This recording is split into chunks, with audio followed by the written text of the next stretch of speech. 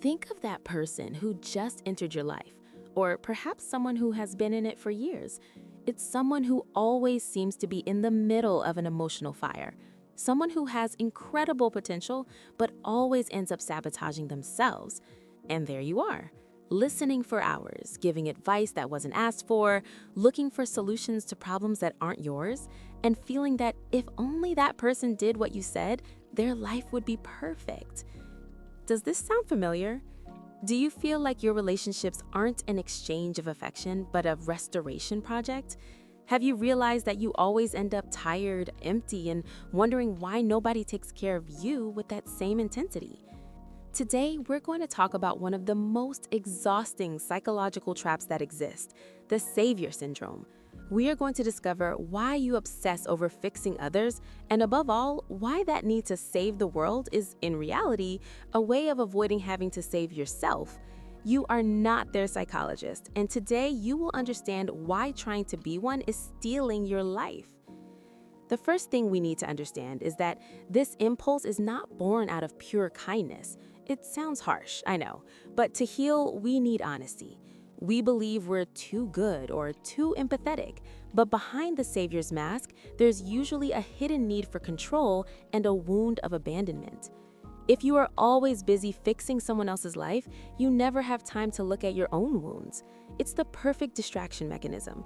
While the focus is on the chaos of your partner, your friend, or your mother, you don't have to face the emptiness of your own existence. Fixing others gives us an immediate purpose and a sense of moral superiority that makes us feel safe. But it's a false security. Let's look at the scientific basis of this. In psychology, this is often explained through the Cartman drama triangle. In this model, we move between three roles: the victim, the persecutor, and the savior. When you obsess over fixing someone, you settle into the role of the savior. The problem is that the savior needs a victim to exist. Without someone to rescue, the savior doesn't know who they are.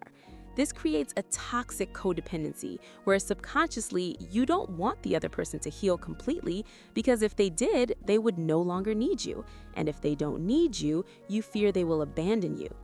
From neuroscience, this activates our reward system, helping others release dopamine and oxytocin.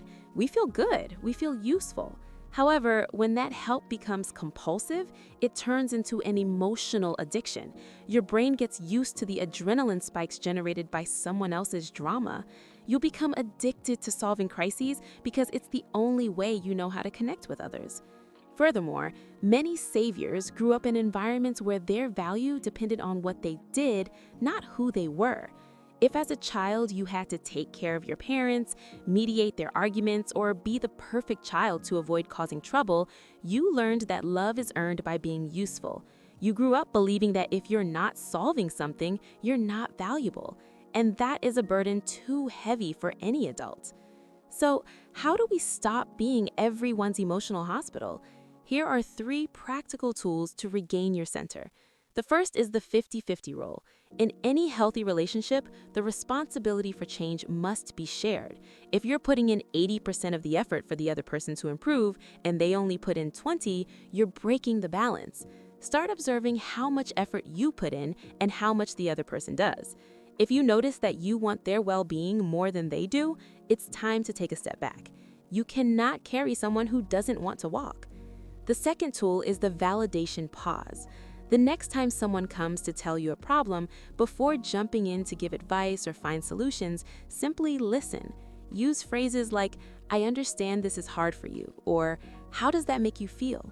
Don't offer a solution unless they explicitly ask for it. Learn to hold someone else's discomfort without trying to eliminate it. Validating is not fixing. Your presence is enough. You don't need to be a human instruction manual. The third tool is the discomfort mirror. When you feel that physical urgency to intervene in someone's life, stop and ask yourself, what would happen if I did nothing today? You'll probably feel anxiety or guilt. That discomfort is yours, not theirs. Sit with it.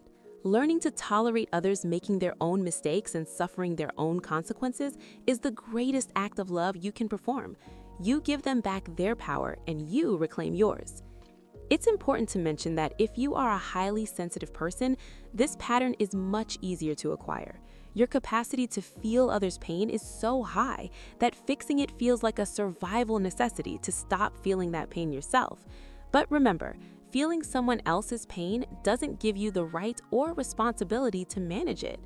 Similarly, if you have ADHD or a very active mind, solving others' problems can be a way to seek quick stimulation for your brain. It's an emotional puzzle that keeps you entertained, but at a very high personal cost. Before we finish, I want you to be kind to yourself. If you recognized yourself in these words, do not judge yourself. You have survived by being useful. You have tried to give the love that maybe you never received in the way you needed. But you no longer have to be anyone's shield. You deserve to be loved for who you are, even when you're not doing anything for anyone. You deserve relationships where you can rest, where you don't have to be constantly on alert watching the fire of the day. The world is not going to fall apart if you stop holding it on your shoulders.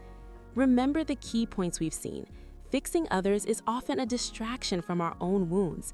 The savior role generates codependency and exhausts your nervous system.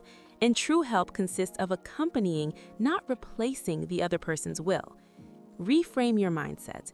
Stopping fixing people isn't selfish. It's being respectful of their process and your own health.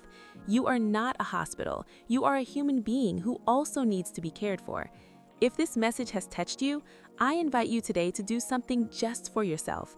Something where you don't have to help anyone but yourself. Give yourself permission to let your arms down and simply be. Thank you for being here, for your courage to look inside yourself, and for allowing me to accompany you in this process. If you want to dive deeper into how to set healthy boundaries, I'll see you in the next video. Take care of your energy because you are the person who needs your help the most right now. See you soon.